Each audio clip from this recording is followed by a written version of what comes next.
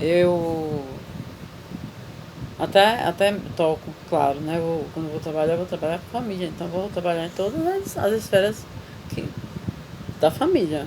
E se eu for tratar de abuso na família, eu vou trabalhar em todas as esferas, porque existem todos os tipos de abusos.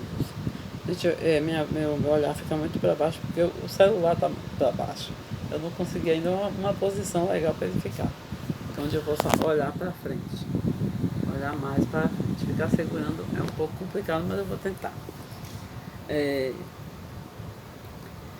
o abuso ele é devastador, porque ele coloca uma mordaça na boca do abusador, ou do abusado.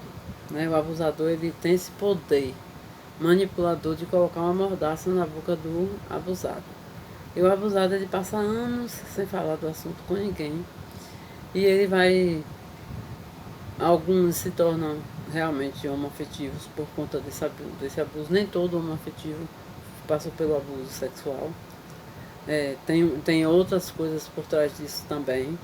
Tem a mãe que engravidou, que queria uma menina e veio um menino. Ela vestiu esse menino como menina. Nós temos um caso, eu atendi um caso assim, onde o menino vestiu todo o enxoval dele foi rosa e ele vestiu rosa porque ele nasceu menino e a mãe queria menina e ele vestiu, né, a roupa que tinha comprado pro enxoval mesmo. Eles não fizeram questão de. Não é porque eram pobres, eram pessoas de poder aquisitivo bom, mas que queria uma menina e fez daquele menino uma menina. Inclusive fazia, amarrava mais de chiquinha o cabelinho dele, ele tinha aqueles cachinhos loiros, me lembro muito bem, né? Que eu tive um salão, morei nessa rua, passava, tive um salão embaixo, né? Perto da morada dele. Passava, via ele sentadinho na escada de Maria Chiquinha, cabelo amarrado de Maria Chiquinha. Todo mundo que passava achava todo mundo lindo. Claro, né? Ninguém tinha noção do perigo, do que estava por trás daquilo. E ele foi crescendo, foi para a escola, e na escola ele não se adequou. Ele se sentiu inadequado, porque todo mundo chamava ele de menininha, porque a voz dele era fina, ele tinha trejeitos. Gente, ele não foi abusado sexualmente até aí, né? Até aquele momento lá que estava na escada, ficava sentadinho na escada todas as tardes depois do banho, amarradinho com a Maria Chiquinha, porque ele era pequenininho.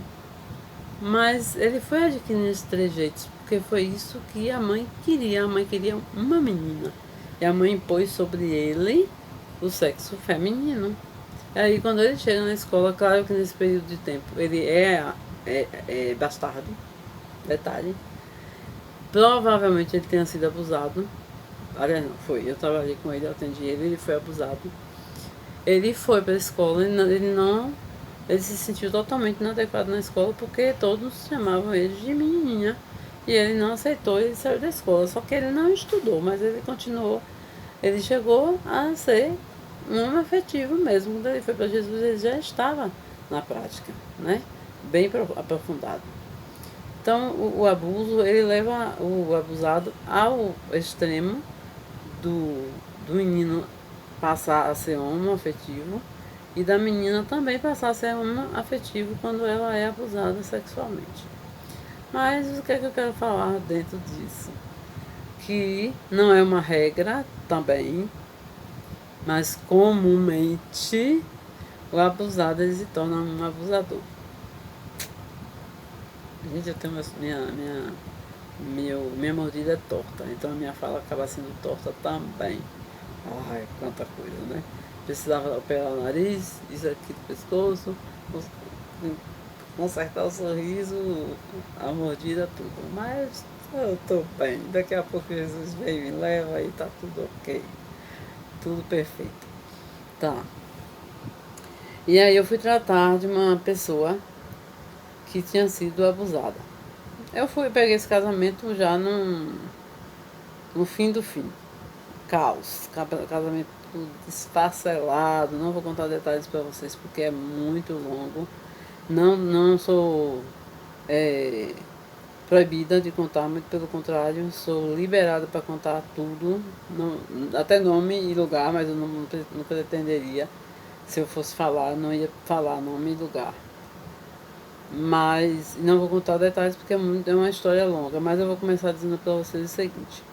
Esse casamento, quando eu cheguei nesse casamento, porque na verdade eu fui chamada para tratar a igreja, engraçado, tratar a igreja com os líderes devastados, casamento devastado, e eu vou tratar com a membresia, desculpa. Eu vou tratar com a membresia com o casamento do casal, um caos. Não tá, gente, não dá, não combina o negócio. E aí, como eu fiquei hospedada na casa deles, eu comecei por eles, óbvio. Eu vou começar pelos pastores, gente. Eu jamais vou começar um trabalho pela igreja. A não ser que a gente seja chamado para um seminário, uma ministração, 2 ou 3 dias de ministrações ali de ensino. Mas, fora isso, se eu vou trabalhar com a igreja no nível de libertação, eu vou começar primeiro pelos líderes. Isso é evidente, não existe a menor possibilidade de você começar pelo átrio, pela nave da igreja, tem que começar pelo altar. E tá, como eu estava hospedado na casa deles, a ficha foi preenchida por eles. Chego na ficha deles, não tem nada que traga nenhum infortúnio para o casamento, não tinha masturbação, não tinha nada. Aí eu disse, como assim, pastor? Eu não assinou aqui, não sinalizou masturbação, é porque não tem, ou o senhor esqueceu. Não é porque pode acontecer. Que tem muitas fichas que as pessoas, quando eu vou para a ficha, isso aqui por um acaso você esqueceu porque não tem.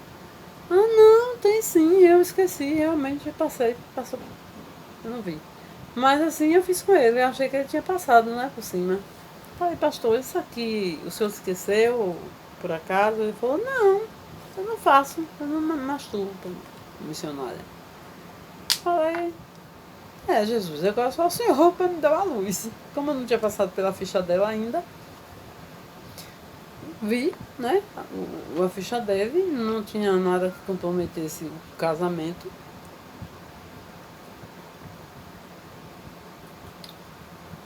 Aí fui pra dela. Quando eu chego na dela, quem tem a prática da masturbação? Ela. Aí tratamos, né, a questão, vamos ver o porquê da masturbação. O casamento deles estava um caos. Eles tinham 20 anos de casados, com uma filha de 20 anos, porque ela casou grávida. E ela nunca tinha sentido prazer, nunca tinha tido um orgasmo dentro desse casamento. E ela frustrada, por quê? A coisa não fluía. E ela não entendia por que, então ela ia se masturbar para se completar. Entende? Gente, eu não sei se esse ventilador não vai comprometer a minha fala, a minha voz. Porque eu tô achando que essas gravações estão saindo muito baixas. E aí, vamos conversar. Vamos para sua história. Vamos lá cutucar, vamos nos aprofundar, vamos para os fundamentos dessa história. E aí, o que é que eu desculpo? Desculpa, gente. Não tô com sono, mas por incrível que pareça, acho que eu vou dormir cedo hoje. Por isso que eu tô fazendo meus vídeos de dia. Porque essa noite, graças a Deus, eu dormi. Dormi bem. E aí, tô toda torta aqui. Que horrível. E aí, o que eu vou descobrir, né? Ela foi abusada aos 6 anos de idade por um farmacêutico. Foram abusos sistemáticos. O marido não sabia, ela não contou. Dentro dessa caminhada, ao longo dessa caminhada, ela namorou. E num desses namoros, eles combinaram que naquela noite eles teriam sexo, que ela se entregaria para ele, porque ela foi abusada, mas não foi abusada a nível de penetração. E aí ela prometeu que naquela noite eles teriam sexo. Só que quando chegou na hora H, ela fugiu. Ela não quis. Ela fugiu, eu digo, ela não quis, ela não fugiu, saiu correndo. Ela disse que não, que eu tinha decidido que não. Mas ele insistiu e a estuprou. Ela tinha por volta de 16 para 17 anos. E, né, mais uma dor, mais um sofrimento, mais uma complicação. Aí ela se conheceu esse atual marido, que hoje é pastor, ele é pastor. Ela, não sei se ela foi consagrada pastora, mas ele é pastor. E eles se encontraram, se conheceram, né? Se gostaram e foram morar juntos. E a menina engravidou da menina mais velha. E aí o casamento foi isso aí, foi se arrastando, ano após ano, tiveram 3 filhos ainda dentro desse casamento e se arrastando mesmo, de forma a ela não tá tendo mais força para lutar. Encontrei uma mulher acabrunhada, de cabeça para baixo, triste, sem expressão alguma. E entre outras coisas, dentro da própria igreja que eles dirigiam, que ela não tinha voz nessa igreja. Então foi muita coisa. Mas o que nós tratamos a princípio foi o abuso. Aí nós conversamos, né? Mostrei para ela a questão da masturbação, né? O que acontece, gente, com a masturbação? Gente, o vídeo já está longo, eu já vou fazer outro.